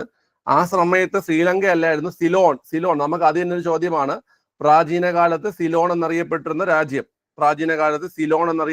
രാജ്യം ഏതാണ്? ശ്രീലങ്കയാണ്. ഓക്കെ. ഇനി അടുത്ത് ശ്രീനാരായണ ഗുരുവും ഗാന്ധിജിയും തമ്മിലുള്ള കൂടിക്കാഴ്ച, അത് ഏത് വർഷം? ശ്രീനാരായണ ഗുരുവും ഗാന്ധിജിയും തമ്മിലുള്ള കൂടിക്കാഴ്ച എന്ന് പറഞ്ഞു കഴിഞ്ഞാൽ 1925 മാർച്ചിലാണ് ഗാന്ധിജിയുടെ രണ്ടാം കേരള സന്ദർശനത്തിലാണ് ഗാന്ധിജിയും ശ്രീനാരായണ ഗുരുവും തമ്മിൽ കണ്ടുമുട്ടുന്നത്. എവിടെ വെച്ചാണ് കണ്ടുമുട്ടിയത്? എവിടെ വെച്ചിട്ടാ കണ്ടുമുട്ടിയതാ? എവിടെ വെച്ചിട്ടാ കണ്ടുമുട്ടിയത്? പറയാവോ? ശിവഗിരിയിൽ വെച്ചിട്ടാണ്. ശിവഗിരിയിൽ വന്ന് കാണുകയാണ് ചെയ്തത്. ശിവഗിരി ആശ്രമത്തിൽ വന്ന് കാണുകയാണ് ചെയ്തത്. ശിവഗിരിയിൽ വെച്ചാണ് കണ്ടുമുട്ടിയത്. ഈ കണ്ടുമുട്ടലില് ഒരു ട്രാൻസ്ലേറ്റർ ഉണ്ടായിരുന്നു. ആ ട്രാൻസ്ലേറ്ററുടെ പേരൊക്കെ പരീക്ഷയ്ക്ക് ചോദിച്ചിട്ടുണ്ട്. ആരാണ്? ഗാന്ധിജി ശ്രീനാരായണ ഗുരു മീറ്റിംഗിലെ ആ ട്രാൻസ്ലേറ്ററുടെ പേര് എൻ കുമാരൻ എന്നാണ്, അല്ലെ? എൻ കുമാരൻ എന്നാണ് അദ്ദേഹത്തിന്റെ പേര്. ഓക്കെ, എൻ കുമാരൻ എന്നാണ് അദ്ദേഹത്തിന് ട്രാൻസ്ലേറ്ററുടെ പേര്. അപ്പൊ 1925 മാർച്ചിലാണ് ഈ പറയുന്ന എന്ത് സംഭവിക്കുന്നത്? ഗാന്ധിജി ശ്രീനാരായണ ഗുരു കൂടിക്കാഴ്ച. അടുത്ത് wagon tragedy 1921. 1921 wagon tragedy. 1921 wagon tragedy. Okay, Sree Narayana ഗുരുവും ടാഗോറും തമ്മിലുള്ള കൂടിക്കാഴ്ച എപ്പോഴാണ്? ശ്രീനാരായണ ഗുരുവും ടാഗോറും തമ്മിലുള്ള കൂടിക്കാഴ്ച പിള്ളേരെ 1922 ഡേറ്റ് പറയുകയാണെങ്കിൽ നവംബർ മാസം 15 എവിടെ വെച്ചാ കണ്ടുമുട്ടിയത്? എവിടെ വെച്ചാണ് ടാഗോറും ശ്രീനാരായണ ഗുരുവും കണ്ടുമുട്ടിയത്? അതും ശിവഗിരി തന്നെയാണ് കേട്ടോ. ശിവഗിരി തന്നെയാണ് കണ്ടുമുട്ടിയത്. ഓക്കെ, ക്ലിയർ ആണല്ലോ? അതായത് ഇതിൽ ആദ്യം വരുന്നത് ഒന്നാണ്. രണ്ടാമത് വരുന്നത് ഏതാ പിള്ളേരെ? 3 രണ്ടാമത് വരുന്നത്. പിന്നെ വരുന്നത് 4, പിന്നെ വരുന്നത് 2. അപ്പൊ 1, 3, 4, 2. ആൻസർ ഓപ്ഷൻ ഡി ആണ്. ഓപ്ഷൻ ഡി എഴുതിയവർക്ക് മാർക്ക് ലഭിച്ചു. ക്ലിയർ ആണേ? അപ്പൊ മറക്കണ്ട, ശ്രീനാരായണ ഗുരു ആദ്യമായി ശ്രീലങ്ക സന്ദർശിച്ച വർഷം 1918. ശ്രീലങ്കയുടെ പഴയ പേര് സിലോൺ എന്നാണ് കേട്ടോ. സിലോൺ എന്നാണ് പഴയ പേര് വരുന്നത്. സിലോൺ കേട്ടാ. ഓക്കെ, അതുപോലെ തന്നെ ശ്രീനാരായണ ഗുരുവും ഗാന്ധിജിയും തമ്മിലുള്ള കൂടിക്കാഴ്ച 1925 മാർച്ച് മാസമാണ്. ശിവഗിരിയിൽ വെച്ചാണ് കണ്ടുമുട്ടിയത്. ഓക്കെ, അത് എൻ കുമാരൻ എന്ന് പറഞ്ഞ വ്യക്തിയാണ് അതിൽ ട്രാൻസ്ലേറ്റർ ആയിരുന്നത്. Wagon tragedy 1921. ശ്രീനാരായണ ഗുരുവും ടാഗോറും തമ്മിലുള്ള കൂടിക്കാഴ്ച 1922 നവംബർ 15 ശിവഗിരിയിൽ വെച്ചിട്ടായിരുന്നു കേട്ടോ. ഓക്കെ, അത് പഠിച്ചിരിക്കുക. ഈ ഡേറ്റ് എല്ലാം ഇമ്പോർട്ടന്റ് ആണ്. ഓക്കെ, അടുത്ത ക്വസ്റ്റ്യൻ അറ്റൻഡ് ചെയ്തേ.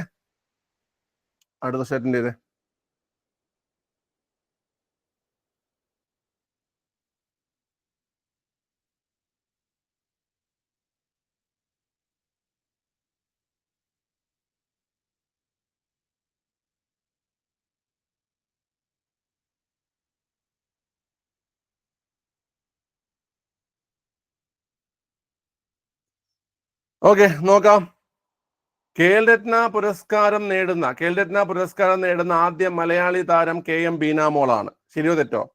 കേൽരത്ന പുരസ്കാരം നേടുന്ന ആദ്യത്തെ മലയാളി താരം KM ബീനാമോളാണ്. നമുക്കറിയാം 2002 KM ബീനാമോൾക്ക് കേൽരത്ന പുരസ്കാരം ലഭിച്ചിട്ടുണ്ട്. ഗോൾഡൻ ഗേൾ എന്നറിയപ്പെടുന്ന മലയാളി PT ഉഷയാണ്. അതും ശരിയാണ്. ഏഷ്യൻ ഗെയിംസിൽ അല്ലെങ്കിൽ ഏഷ്യാഡിൽ വ്യക്തിഗത മെഡൽ നേടിയ ആദ്യ മലയാളി വനിതയാണ് ഏഞ്ചൽ മേരി. അത് ശരിയോ തെറ്റോ? അത് തെറ്റാണെങ്കിൽ എന്താണ് അതിന്റെ ശരി? എന്താണ്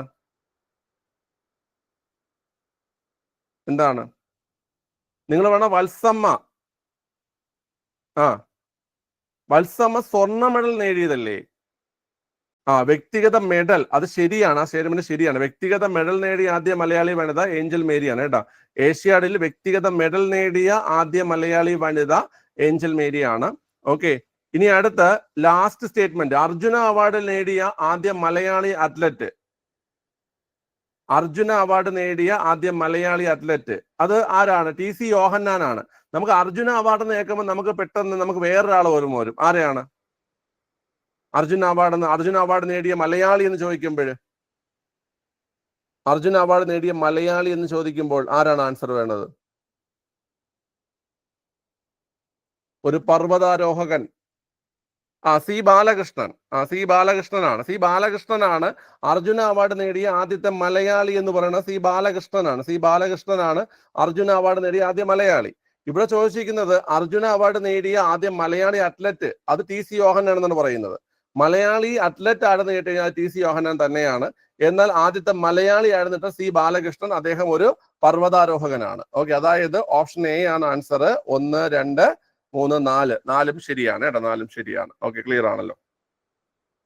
അടുത്ത ക്വസ്റ്റ്യൻ, തെറ്റായ പ്രസ്താവന ഏതെന്നാണ് ചോദ്യം.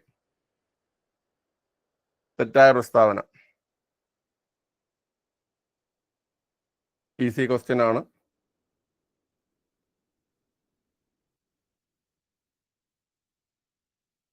ഓക്കെ, ചോദ്യം ഇതാണ്. കേരളത്തില് അവതരണ കലകളുടെ രാജാവ് എന്നറിയപ്പെടുന്ന കഥകളിയാണ് അല്ലേ? കേരളത്തിലെ അവതരണ കലകളുടെ രാജാവ് എന്നറിയപ്പെടുന്നത് കഥകളിയാണ്. അത് ശരിയായ പ്രസ്താവനയാണ്. ഹസ്തലക്ഷണ ദീപിക കഥകളിയുമായി ബന്ധപ്പെട്ട ആധികാരിക ഗ്രന്ഥമാണ്. നമ്മൾ ഒരുപാട് തവണ നമ്മളത് വായിച്ചിട്ടുണ്ട്. ഹസ്തലക്ഷണ ദീപിക കഥകളിയുമായി ബന്ധപ്പെട്ട ഒരു ആധികാരിക ഗ്രന്ഥമാണെന്നുള്ള കാര്യം, അതും ശരിയാണ്. കഥകളിയുടെ മുൻഗാമിയായ രാമനാട്ടത്തിന്റെ ഉപജ്ഞാതാവ് മാനവേദൻ നമ്പൂതിരിയാണ്. കഥകളിയുടെ മുൻഗാമി രാമനാട്ടം തന്നെയാണ്, പക്ഷെ അതിന്റെ ഉപജ്ഞാതാവ് മാനവേദൻ നമ്പൂതിരി അല്ല. അത് ആരാണ്ട? കൊട്ടാരക്കര തമ്പുരാനാണ് അല്ലെ? കൊട്ടാരക്കര തമ്പുരാനാണ് കഥകളിയുടെ ഉപജ്ഞാതാവ് എന്നറിയപ്പെടുന്നത്. അതായത് കഥകളിയുടെ ആദ്യകാല രൂപമായ രാമനാട്ടത്തിന്റെ ഉപജ്ഞാതാവ് എന്നറിയപ്പെടുന്നത് കൊട്ടാരക്കര തമ്പുരാനാണ്. കലാമണ്ഡലം ഹൈദരാലി കഥകളി സംഗീതവുമായി ബന്ധപ്പെട്ടാണ് പ്രസിദ്ധി നേടിയത്. കലാമണ്ഡലം ഹൈദരാലി കഥകളി സംഗീതവുമായി ബന്ധപ്പെട്ടാണ് പ്രസിദ്ധി നേടിയത്. ശരിയാണ്. ഓക്കെ, ഇവിടെ നമുക്ക് പല സ്റ്റേറ്റ്മെന്റുകളും, അതായത് ഇപ്പം ആദ്യത്തെ സ്റ്റേറ്റ്മെന്റ് അവതരണ കലകളുടെ രാജാവ്, അതൊക്കെ അറിയാം. ഈ ലാസ്റ്റ് പോയിന്റ് ഒക്കെ പലർക്കും ഡൗട്ട് ആയിരിക്കും. പക്ഷെ നമുക്ക് ലെഫ്റ്റ് ആയിക്കോ നമുക്ക്, പക്ഷെ ഈ ഒരു മൂന്നാമത്തെ പോയിന്റ് നമുക്കറിയാം. കൊട്ടാരക്കര തമ്പുരാനാണ് ഈ പറയുന്ന എന്തിന്റെ എന്ന്, അതായത് ഈ രാമനാട്ടത്തിന് അല്ലെങ്കിൽ കഥകളി ഉപജ്ഞാതാവ് എന്നുള്ള കാര്യം നമുക്ക് അറിയാവുന്നത് കൊണ്ട് ആ ക്വസ്റ്റ്യൻ വലിയ പാടില്ലാതെ പോയി. ഓക്കെ, ക്ലിയർ ആണല്ലോ. നമുക്കിപ്പോ റീസെന്റ് ആയിട്ട് ചോദിച്ചതാണ് പാർത്ഥി സുബൻ. എനിക്കൊന്ന് പ്രിലിംസിൽ ചോദിച്ചിട്ടുണ്ടായിരുന്നു. പാർത്ഥി സുബൻ ഏത് കലാരൂപമാണ്? പാർത്ഥി സുബൻ 4ാം ഘട്ട പ്രിലിംസിലുണ്ടായിരുന്നോ ചോദ്യം? പാർത്ഥി സുബൻ യക്ഷഗാനത്തിന്റെ ഉപജ്ഞാതാവാണ്. പാർത്ഥി സുബൻ യക്ഷഗാനത്തിന്റെ ഉപജ്ഞാതാവാണ്. അതുപോലെ തന്നെ രാമപുരത്ത് വാര്യർ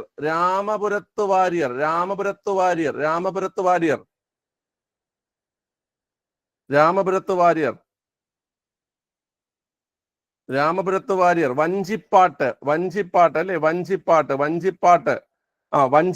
വഞ്ചിപ്പാട്ട് പ്രസ്ഥാനത്തിന്റെ സ്ഥാപകനാണ് രാമപുരത്ത് വാര്യർ.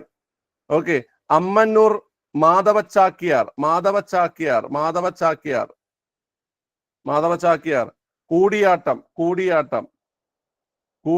കൂടിയാട്ടം. അതുപോലെ ഗുരു ഗോപിനാഥ് എന്താണ്ട? കേരള നടനത്തിന്റെ ഉപജ്ഞാതാവാണ് ഗുരു ഗോപിനാഥ്. ഓക്കെ, ഇതെല്ലാം ഓർത്ത് വെച്ചോണം. രാമനാട്ടത്തിന്റെ ഉപജ്ഞാതാവ് ആരെന്ന് കേട്ട് കഴിഞ്ഞാല് അത് കൊട്ടാരക്കര തമ്പുരാനാണ് രാമനാട്ടത്തിന്റെ ഉപജ്ഞാതാവ്. അതുപോലെ യക്ഷഗാനത്തിന്റെ ഉപജ്ഞാതാവ് പാർത്ഥി സുബ്ബനാണ് യക്ഷഗാനത്തിന്റെ ഉപജ്ഞാതാവ്. വഞ്ചിപ്പാട്ട് പ്രസ്ഥാനത്തിന്റെ സ്ഥാപകൻ രാമപുരത്ത് വാര്യറാണ്. കൂടിയാട്ടത്തിന്റെ സ്ഥാപകൻ മാധവ ചാക്യാറാണ്. അമ്മന്നൂർ മാധവ ചാക്യാറാണ് കൂടിയാട്ടത്തിന്റെ സ്ഥാപകൻ അല്ലെങ്കിൽ കുലപതി എന്നൊക്കെ അറിയപ്പെടുന്നത്. അത് അമ്മന്നൂർ മാധവ ചാക്യാറാണ്. അതുപോലെ ഗുരു ഗോപിനാഥ് കേരള നടനത്തിന്റെ സ്ഥാപകനാണ്. ലെഫ്റ്റ് ആയിക്കോ. ഗുരു ഗോപിനാഥ് കേരള നടനത്തിന്റെ സ്ഥാപകനാണ് കേട്ടോ. കേരള നടനത്തിന്റെ സ്ഥാപകൻ എന്ന പിതാവെന്ന് ചോദിച്ചാൽ ഗുരു ഗോപിനാഥ് ആണ്. ഓക്കെ, ക്ലിയർ അല്ലേ? ശരി. അടുത്ത കൂടിയാട്ടത്തിൽ സ്ത്രീ വേഷങ്ങൾ സംസാരിക്കുന്ന ഭാഷ ഏതാണ്? കൂടിയാട്ടത്തില് സ്ത്രീ വേഷങ്ങൾ സംസാരിക്കുന്ന ഭാഷ, പ്രീവിയസ് ചോദ്യമാണ്. കൂടിയാട്ടത്തിൽ സ്ത്രീ വേഷങ്ങൾ സംസാരിക്കുന്ന ഭാഷ ആർക്ക് പറയാം? പ്രീവിയസ് ചോദ്യമാണ്. കൂടിയാട്ടത്തിൽ സ്ത്രീ വേഷങ്ങൾ സംസാരിക്കുന്ന ഭാഷ ഏതാണ്? അറിയാമെങ്കിലും കൂടിയാട്ടത്തിൽ സ്ത്രീ വേഷങ്ങൾ സംസാരിക്കുന്ന ഭാഷ ഓപ്ഷൻ ബി ആണ്. പ്രാകൃതമാണ് കേട്ടോ. പ്രാകൃതമാണ് ആൻസർ. Option B. കൂടിയാട്ടത്തിലെ സ്ത്രീ വേഷങ്ങൾ സംസാരിക്കുന്ന ഭാഷ പ്രാകൃതമാണ്. ഓക്കെ, അടുത്ത രാമചന്ദ്രവിലാസം ഏത് സാഹിത്യ രൂപത്തിൽ ഉൾപ്പെടുന്നു? രാമചന്ദ്രവിലാസം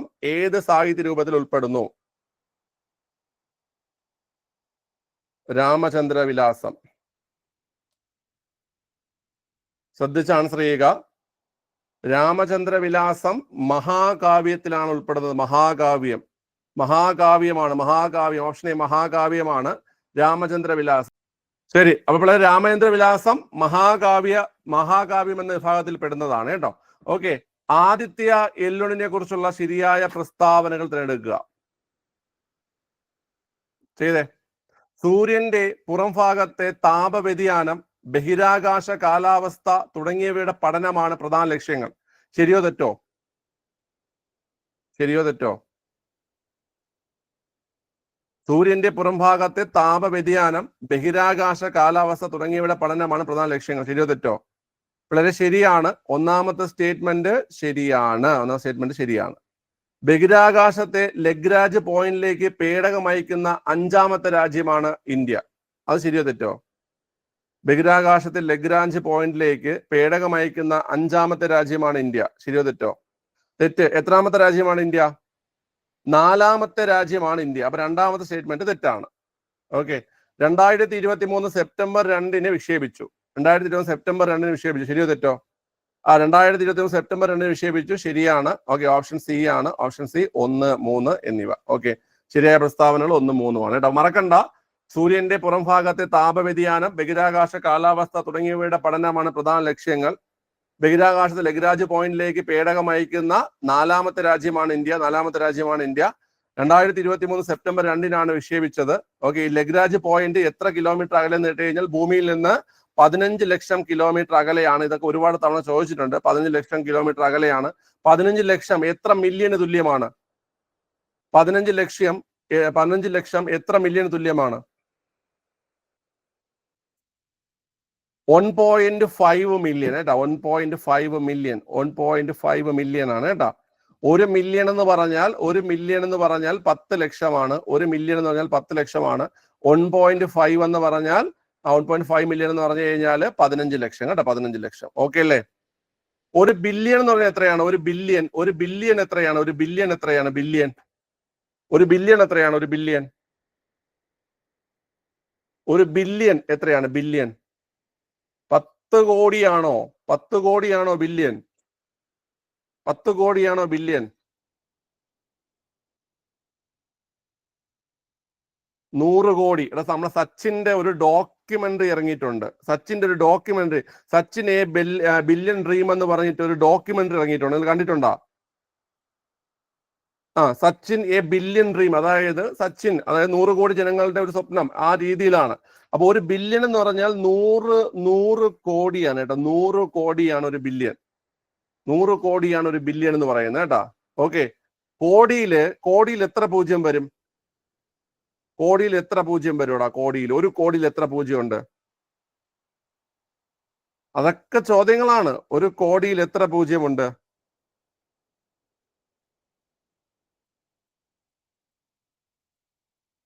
നമുക്കറിയാം 10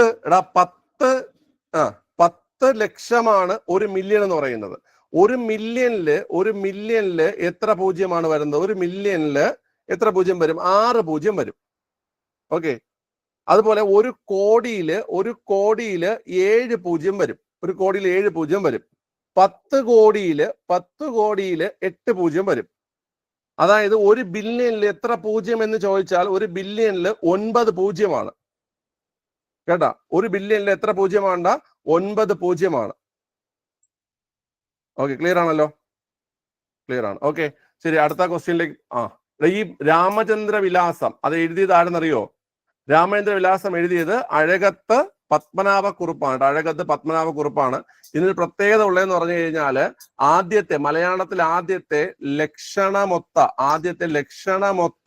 ലക്ഷണമൊത്ത മഹാകാവ്യം എന്നറിയപ്പെടുന്നത് രാമചന്ദ്ര വിലാസമാണ്. ഓക്കെ, അഴകത്ത് പത്മനാഭക്കുറുപ്പാണ്.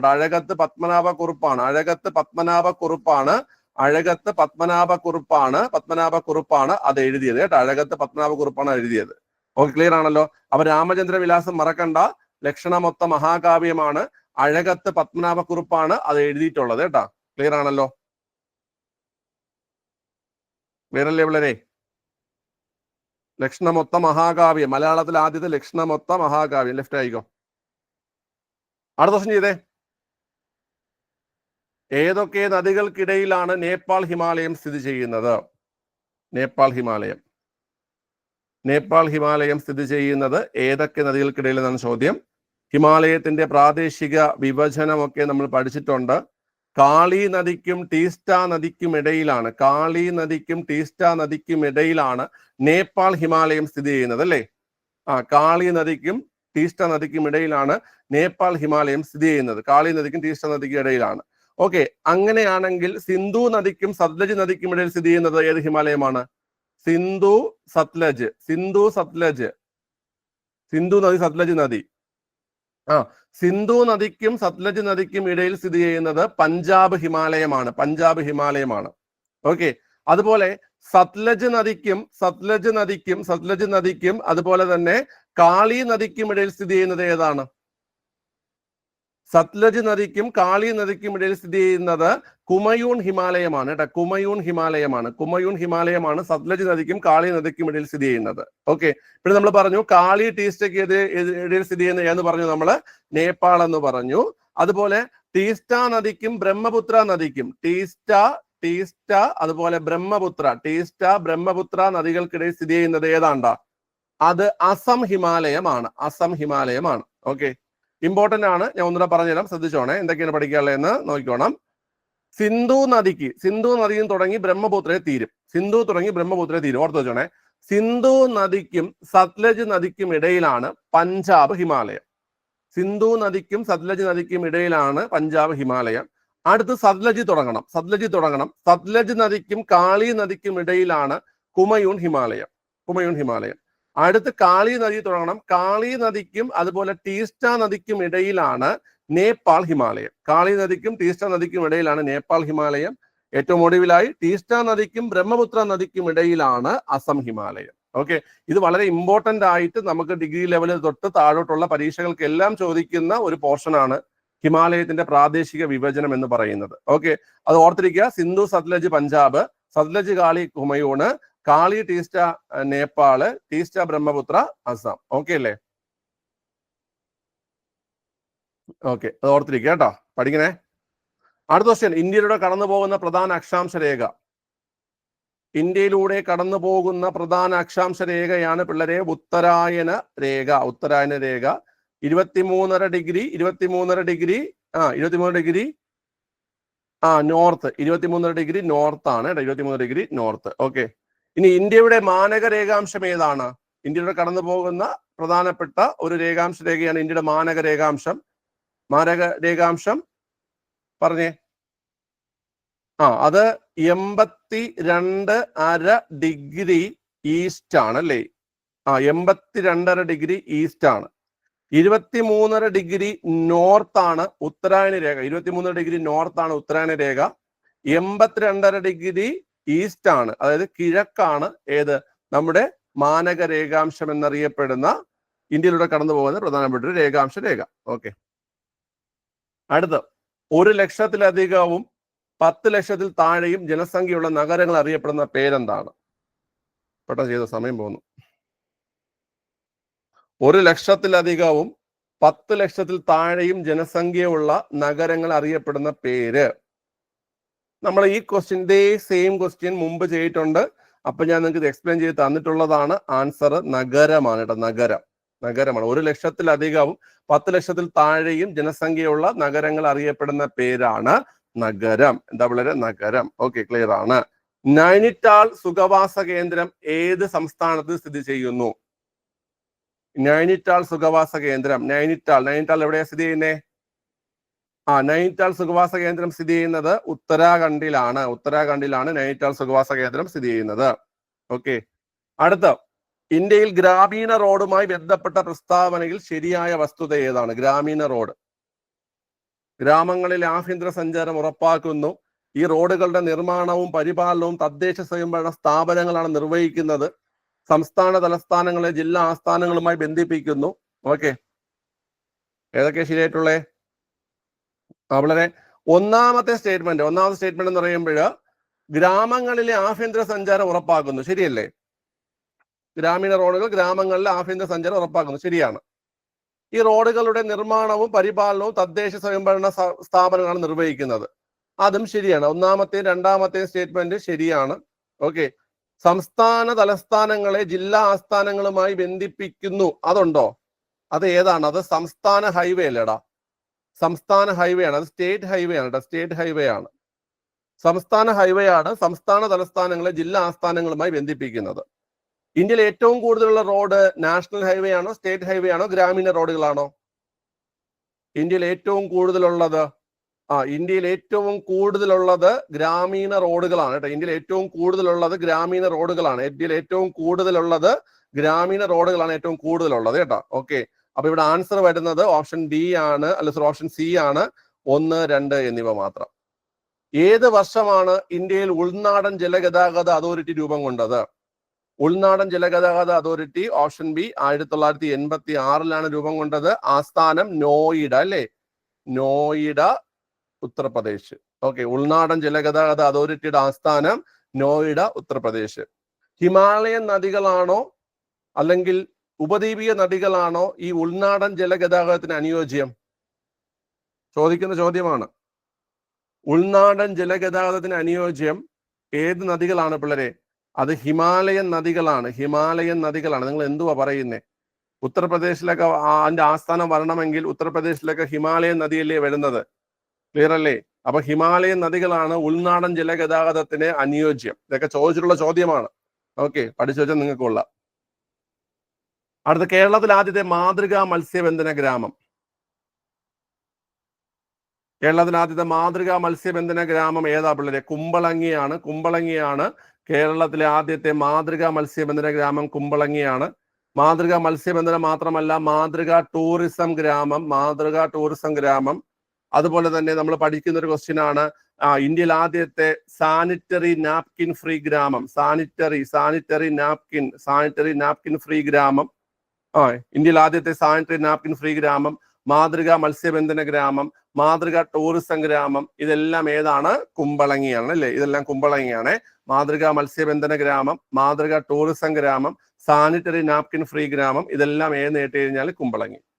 ഉൽക്കാവർഷ പ്രദേശം എന്നറിയപ്പെടുന്ന അന്തരീക്ഷ പാളി ഏതാണ്? ഉൽക്കാവർഷ പ്രദേശം മിസോസ്ഫിയർ ആണ് അല്ലേ, മിസോസ്ഫിയർ ആണ് ഉൽക്കാവർഷ പ്രദേശം. ഓക്കെ, ഇനി കാലാവസ്ഥാ വ്യതിയാനങ്ങൾ സംഭവിക്കുന്നത് എവിടെയാണ്? കാലാവസ്ഥാ വ്യതിയാനങ്ങൾ സംഭവിക്കുന്നത്, കാലാവസ്ഥാ വ്യതിയാനം എവിടെയാണ്? ട്രോപ്പോസ്ഫിയറിലാണ് കാലാവസ്ഥാ വ്യതിയാനം. കാലാവസ്ഥാ വ്യതിയാനം ട്രോപ്പോസ്ഫിയറിലാണ് കേട്ടോ. ഓക്കെ, ക്ലിയർ ആണല്ലോ. ശരി, അടുത്ത ക്വസ്റ്റ്യൻ. ചുവടെ കൊടുത്തിരിക്കുന്ന പ്രസ്താവനകളിൽ ശരിയല്ലാത്തവ തിരഞ്ഞെടുക്കുക. വയനാട് ജില്ലയിൽ ഉത്ഭവിച്ച് കർണാടകത്തിലേക്ക് ഒഴുകുന്ന നദിയാണ് വളപട്ടണം പുഴ. ശരിയോ തെറ്റോ? വയനാട് ജില്ലയിൽ ഉത്ഭവിച്ചിട്ട് തെറ്റല്ലേ? അത് ഏതാണ്? വയനാട് ജില്ലയിൽ ഉത്ഭവിച്ച് കർണാടകയിലേക്ക് ഒഴുകുന്ന നദി ഏതാണ്? അത് കാവേരിയാണ് അല്ലേ, അത് കാവേരിയാണ്. വയനാട് ജില്ലയിൽ ഉത്ഭവിച്ചിട്ട് കർണാടകത്തിലേക്ക് ഒഴുകുന്നത് കാവേരി കേട്ടോ. അപ്പൊ ഒന്നാമത്തെ തെറ്റ്, നമുക്ക് തെറ്റായതാണേ വേണ്ടത്, കാവേരി. അടുത്ത രണ്ടാമത്തെ സ്റ്റേറ്റ്മെന്റ്, ചിന്നാർ വന്യജീവി സങ്കേതത്തിലൂടെ ഒഴുകുന്ന നദിയാണ് പാമ്പാറ്. ശരിയല്ലേ?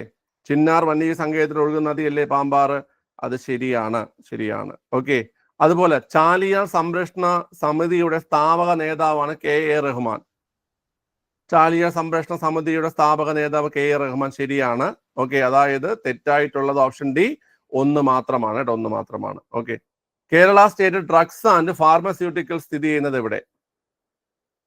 Kerala state drugs and pharmaceutical സ്ഥിതി ചെയ്യുന്നത് കലവൂരിലാണ്. Kerala state drugs and pharmaceutical സ്ഥിതി ചെയ്യുന്നത് കേട്ടോ. ഓക്കെ, ഇപ്പൊ നമുക്ക് വേറൊരു ചോദ്യം ഉണ്ടായിരുന്നു, അതായത് ജൈവ വൈവിധ്യ ബോർഡിന്റെ ആസ്ഥാനം എവിടെയാണെന്നും പറഞ്ഞിട്ട്. കേരള ജൈവ വൈവിധ്യ ബോർഡിന്റെ ആസ്ഥാനം, ജൈവ വൈവിധ്യ ബോർഡിന്റെ ആസ്ഥാനം എവിടെയാണ്ടാ? ജൈവ വൈവിധ്യ ബോർഡിന്റെ ആസ്ഥാനം തിരുവനന്തപുരത്താണ്. ജൈവ വൈവിധ്യ ബോർഡിന്റെ ആസ്ഥാനം കേട്ടോ, തിരുവനന്തപുരത്താണ് ജൈവ വൈവിധ്യ ബോർഡിന്റെ ആസ്ഥാനം. ഓക്കെ, അടുത്ത ചോദ്യം, international crew change and bunkering hub പദവി ലഭിച്ച കേരളത്തിൽ ആദ്യ തുറമുഖം. International crew change and bunkering hub പദവി ലഭിച്ച കേരളത്തിലെ ആദ്യ തുറമുഖം ഏതാണ് ഉള്ളത്?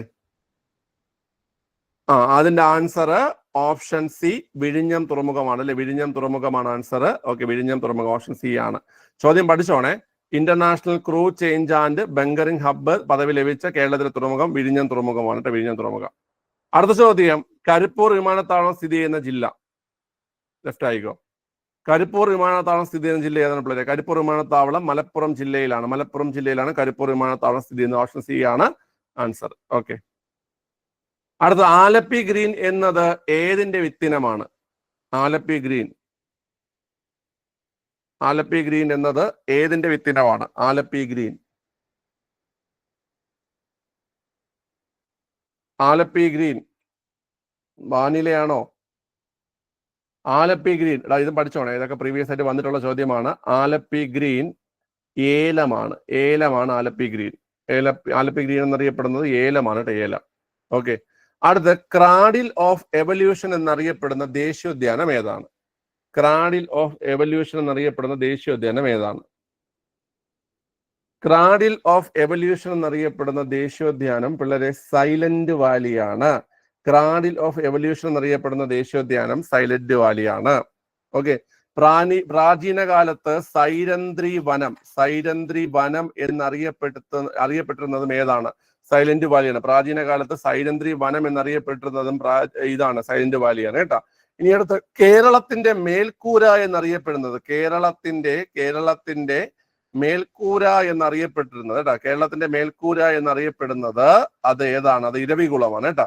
കേരളത്തിന്റെ മേൽക്കൂര എന്നറിയപ്പെടുന്നത് ഇരവികുളം നാഷണൽ പാർക്കിനെയാണ് കേരളത്തിന്റെ മേൽക്കൂര എന്നറിയപ്പെടുന്നത്. ഓക്കെ. ക്രാഡിൽ ഓഫ് എവല്യൂഷൻ എന്നറിയപ്പെടുന്നത് സൈലന്റ് വാലിയാണ്. പ്രാചീന കാലത്ത് സൈരന്ധ്രി വനം എന്നറിയപ്പെട്ടിരുന്നതും ഏതാണ്ടാ? സൈലന്റ് വാലിയാണ്. ഓക്കെ അല്ലേ?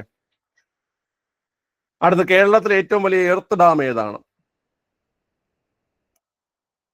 കേരളത്തിലെ ഏറ്റവും വലിയ എർത്ത് ഡാം, കേരളത്തിലെ ഏറ്റവും വലിയ എർത്ത് ഡാം ബാണസുരസാഗർ ഡാം ആണ് കേട്ടോ. ബാണസുരസാഗർ ഡാം ആണ് കേരളത്തിലെ ഏറ്റവും വലിയ എർത്ത് ഡാം. ബാണസുരസാഗർ ഡാം ആണ് കേരളത്തിലെ ഏറ്റവും വലിയ എർത്ത് ഡാം കേട്ടോ. ക്ലിയർ ആണല്ലോ? അടുത്ത് ഈ ബാണസുരസാഗർ ഡാം ഏത് ജില്ലയിലാ? വയനാട് ജില്ലയിലാണ് ബാണസുരസാഗർ ഡാം കേട്ടോ. കേരളത്തിലെ ഏറ്റവും വലിയ നദീജന്യ ദ്വീപായ കുറുവ ദ്വീപ് ഏത് നദിയിലാണ്? ഏറ്റവും വലിയ നദീജന്യ ദ്വീപായ കുറുവ ദ്വീപ് ഏത് നദിയിലാണ്? കുറുവ ദ്വീപ് കബനി നദിയിലാണ്. കബനി നദിയിലാണ് കുറുവ ദ്വീപ്. ഓക്കെ, അതിൽ കുഴപ്പമൊന്നുമില്ല. ലോക രക്തസമ്മർദ്ദ ദിനം, ലോക രക്തസമ്മർദ്ദ ദിനം അറിയാൻ കമന്റ് ചെയ്തേ. രക്തസമ്മർദ്ദ ദിനം സ്കിപ്പ്. രക്തസമ്മർദ്ദ ദിനം വളരെ മെയ് 17 ലോക രക്തസമ്മർദ്ദ ദിനം. മെയ് 17 മെയ് 17 ലോക രക്തസമ്മർദ്ദ ദിനം ഏതാണ്?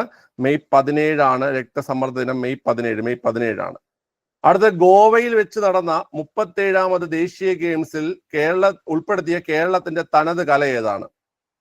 ഗോവയിൽ വെച്ച് നടന്ന 37ാമത് ദേശീയ ഗെയിംസിൽ ഉൾപ്പെടുത്തിയ കേരളത്തിന്റെ തനത് കല ഏതാണ്? കേരളത്തിന്റെ തനതായ കല എന്ന് പറയുമ്പോൾ കളരിപ്പയറ്റാണ്. ആൻസർ കേട്ടോ. 32B കളരിപ്പയറ്റാണ് കേട്ടോ. 37ാമത് ദേശീയ ഗെയിംസിൽ ഉൾപ്പെടുത്തിയ കേരളത്തിലെ തനത് കല എന്ന് പറയുന്നത് കളരിപ്പയറ്റാണ്. അടുത്ത് കേരളത്തിലെ ആദ്യത്തെ ഇന്റർനെറ്റ് അധിഷ്ഠിത ഭരണനിർവഹണ പഞ്ചായത്ത് ഏതാണ്? അധിഷ്ഠിത ഭരണനിർവഹണ പഞ്ചായത്ത് ഏതാണ്?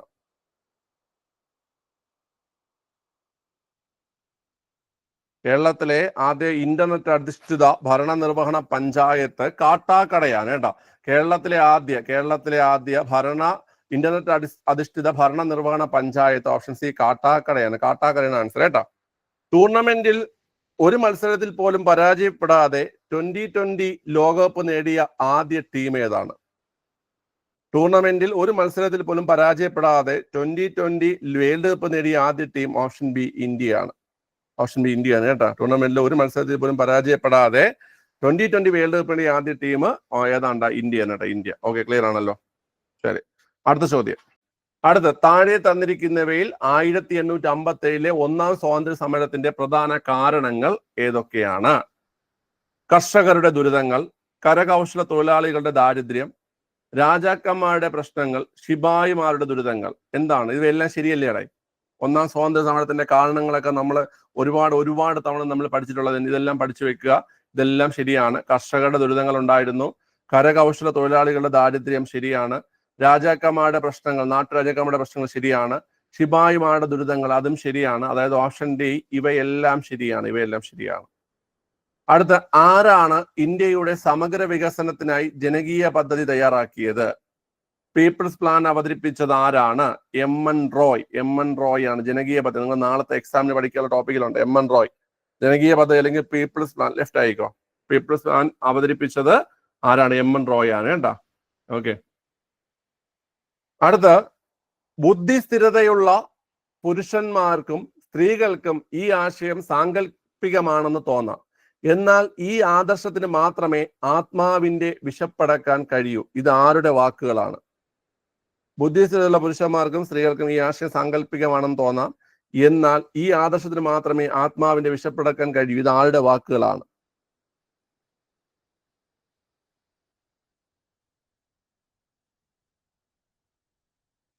ആരാ പറഞ്ഞേ? ഇത് അംബേദ്കർ ആണോ പറഞ്ഞേ?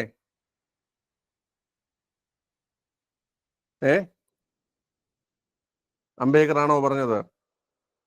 സുഭാഷ് ചന്ദ്രബോസിന്റെ വാക്കുകളാണ്. കേട്ടാ. ബുദ്ധിസ്ഥിരതയുള്ള പുരുഷന്മാർക്കും സ്ത്രീകൾക്കും ഈ ആശയം സാങ്കല്പികമാണെന്ന് തോന്നാം. എന്നാൽ ഈ ആദർശത്തിന് മാത്രമേ ആത്മാവിനെ വിശപ്പടക്കാൻ കഴിയൂ എന്ന് പറഞ്ഞത് സുഭാഷ് ചന്ദ്രബോസ് ആണ്. ഓക്കെ. നിങ്ങൾ എനിക്ക് രക്തം തരൂ, ഞാൻ നിങ്ങൾക്ക് സ്വാതന്ത്ര്യം തരാം എന്ന് പറഞ്ഞത് ആരാ? നിങ്ങൾ എനിക്ക് രക്തം തരൂ, ഞാൻ നിങ്ങൾക്ക് സ്വാതന്ത്ര്യം തരാമെന്ന് പറഞ്ഞത് സുഭാഷ് ചന്ദ്രബോസ് ആണ്. സ്വാതന്ത്ര്യം എന്റെ ജന്മാവകാശമാണ്, അത് ഞാൻ നേടുക തന്നെ ചെയ്യും. ലെഫ്റ്റ് ആയിക്കോ. സ്വാതന്ത്ര്യം എന്റെ ജന്മാവകാശമാണ്, അത് ഞാൻ നേടുക തന്നെ ചെയ്യും എന്ന് പറഞ്ഞത് ആരാണ്? ബാലഗംഗാധര തിലകാണ്. പറഞ്ഞത്. ഓക്കെ. ക്ലിയർ ആണല്ലോ.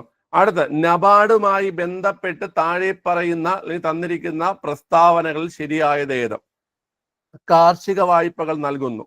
ശരിയാണോ? കാർഷിക വായ്പകൾ നൽകുന്നു. ശരിയാണോടാ? നബാർഡ് കാർഷിക വായ്പകൾ നൽകുന്നുണ്ട്. ശരിയാണ്. ആസ്ഥാനം മുംബൈ ആണോ? നബാർഡിന്റെ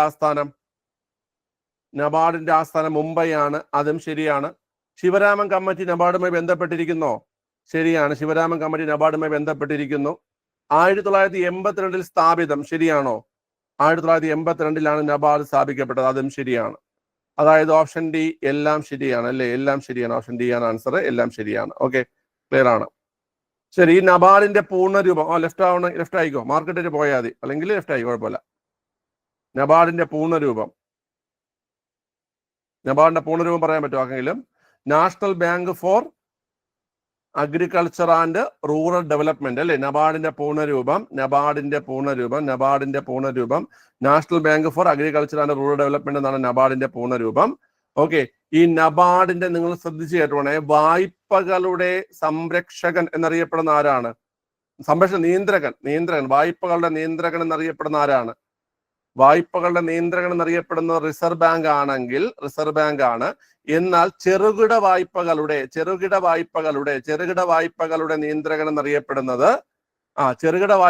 നിയന്ത്രകൻ എന്നറിയപ്പെടുന്നത് അത് നബാർഡാണ്. ചെറുകിട വായ്പകളുടെ നിയന്ത്രകൻ എന്നറിയപ്പെടുന്നത് നബാർഡാണ്. ഇതൊക്കെ ഇമ്പോർട്ടന്റ് ആയിട്ടുള്ള പോയിന്റുകളാണ്, ഓർത്തിരിക്കുക. ഓക്കെ, ക്ലിയർ ആണല്ലോ. ശരി, ഇപ്പൊ ഈ ക്വസ്റ്റ്യൻ വർക്കൗട്ട് കണ്ടുകൊണ്ടിരിക്കുന്ന ആൾക്കാരുടെ നീ പറയാനെന്ന് പറഞ്ഞു കഴിഞ്ഞാൽ, നിങ്ങളിത് കൃത്യമായിട്ട് 2 ദിവസം കൂടുമ്പോൾ വരുന്ന ഈ വർക്കൗട്ട് കൃത്യമായി അറ്റൻഡ് ചെയ്യുക. നമ്മൾ വെവ്വേറെ ടോപ്പിക്കിൽ നിന്നുള്ള വെവ്വേറെ ക്വസ്റ്റ്യൻസ് ആണ് നമ്മൾ ഇങ്ങനെ ചെയ്തുകൊണ്ടിരിക്കുന്നത്. ഓക്കെ, ഇപ്പൊ തന്നെ നമ്മൾ ഏകദേശം 250ഓളം ക്വസ്റ്റ്യൻസ് ആയി നമ്മൾ ഇത് റീസ്റ്റാർട്ട് ചെയ്തതിനു ശേഷം. 250ഓളം ക്വസ്റ്റ്യൻസ് എന്ന് പറഞ്ഞാൽ നമ്മൾ ഏകദേശം ഒരു മാസം തന്നെ നമ്മൾ ഏകദേശം 1000ഓളം ക്വസ്റ്റ്യൻസ് നമ്മൾ വർക്കൗട്ട് ചെയ്യുന്നുണ്ട്. അങ്ങനെ ഏകദേശം ഒരു 3-4 മാസം കൊണ്ടെന്ന് വെച്ചാൽ നമ്മൾ ഈ MCQ വർക്കൗട്ട് മാത്രം തന്നെ നമുക്ക് ഏകദേശം ഈ പറഞ്ഞ പോലെ 5000-6000 ക്വസ്റ്റ്യൻ നമ്മൾ ചെയ്യും. അത്രയും ക്വസ്റ്റ്യൻസ് നിങ്ങൾ ചെയ്യുന്നതെന്ന് വെച്ച് കഴിഞ്ഞാൽ സിലബസിലുള്ള അത്രയും ക്വസ്റ്റ്യൻസ് നിങ്ങളുടെ തലയിൽ കൂടെ കയറി ഇറങ്ങി പോകുന്നു എന്നാണ് എൻ്റെ അർത്ഥം.